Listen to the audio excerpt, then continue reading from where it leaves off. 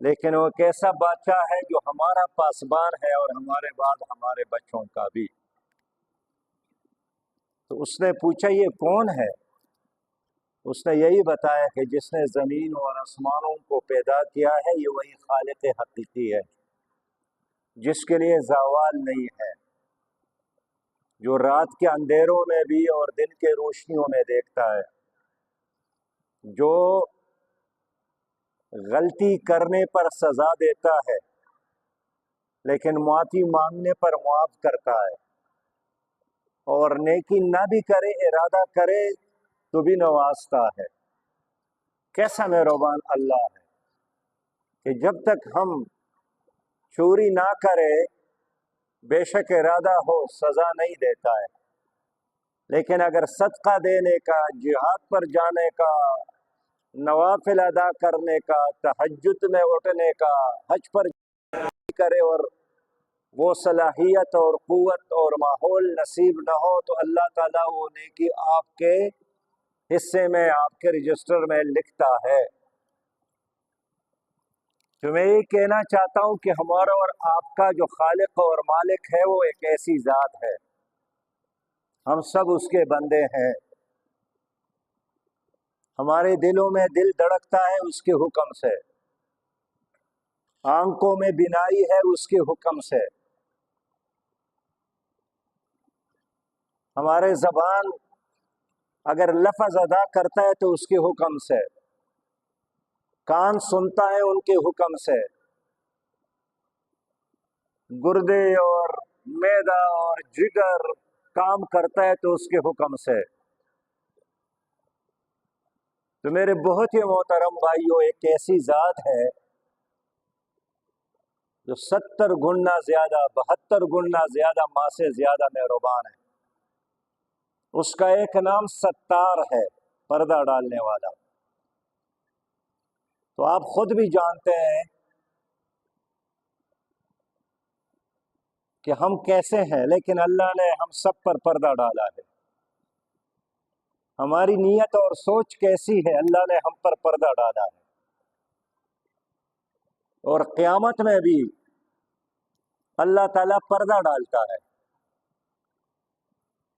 تبھی تو باپ کی بجائے ماں کے نام سے انسان کو پکارا جائے گا، تاکہ یہاں بھی انسان ذلیل نہ ہو کہ اگر کسی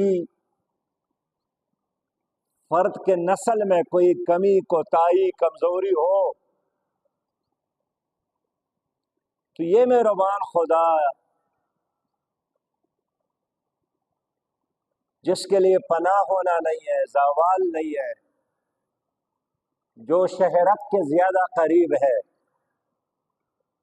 وہ بھی چاہتا ہے کہ آپ ان سے محبت کریں۔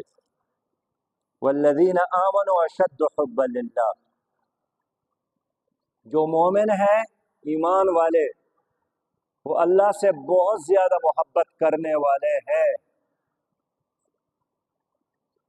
تو اللہ کے ساتھ محبت کرو۔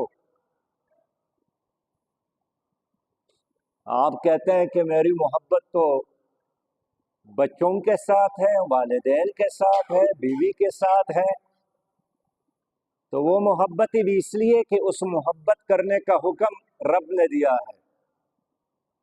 جہاں والدین چھوڑنے کا حکم ہو، جہاں بیوی چھوڑنے کا حکم ہو، جہاں بچے چھوڑنے کا حکم ہو، وہاں چھوڑنا چاہیے۔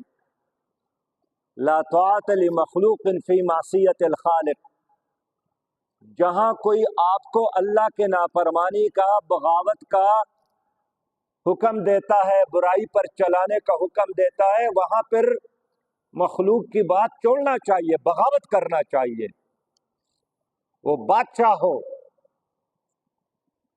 یا قبیلے کا سردار ہو یا گھر کا کوئی بڑا ہو۔ اور سب سے بڑا جہاد یہ ہے کہ ظالم بادشاہ کے سامنے حق بات کا اعلان کیا جائے۔ کلمۃ الحق عند سلطان جائر افضل الجہاد کلمۃ الحق، سچ بات کرنا، حق بات کرنا، صحیح بات کرنا، کوئی بھی ہو۔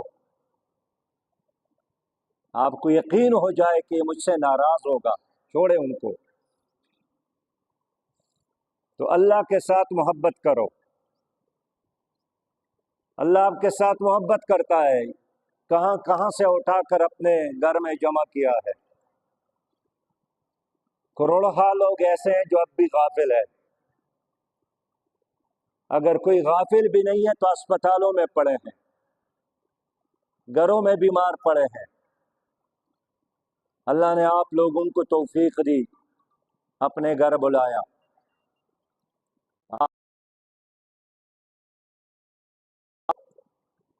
جو آپ کو پسند نہ ہو وہ گھر کا دروازہ بھی کٹکھٹائے، آپ چھوڑتے نہیں ہیں۔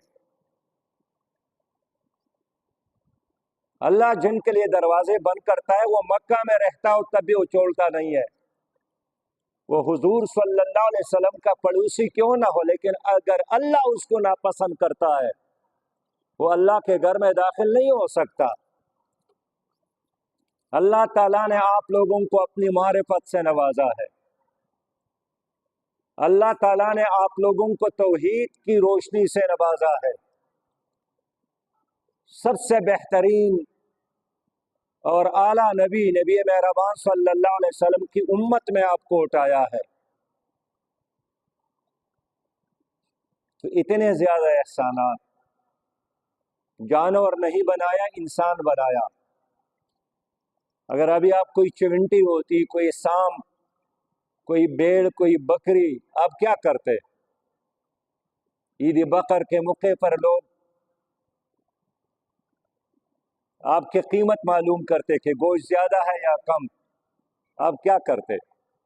لیکن اللہ نے آپ کو انسان بنایا۔